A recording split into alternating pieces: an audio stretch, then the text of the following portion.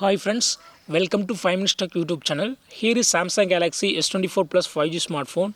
In this video, you will learn how to change folder grid in your phone Samsung Galaxy S24 Plus 5G.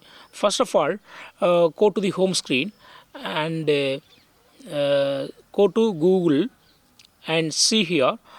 This is Google folder I have in my phone. Okay, here you are seeing three column and four rows. 1 2 3 column and 1 2 3 4 rows. Okay, so if you would like to change this folder grid, yes, you can do it. What you have to do is go to the settings of your phone here, then go to home screen and click on folder grid and select other option 4x4, and now go to the home page and go to Google folder and see here 4 column and 4 rows are available. Okay, so in this way you can easily change folder grid. Okay, if you would like to set back to default folder grid, again go to the same settings, go to home screen and click on folder grid and keep in 3x4. Okay, now folder grid will be revert back to default one. Okay, so in this way you can easily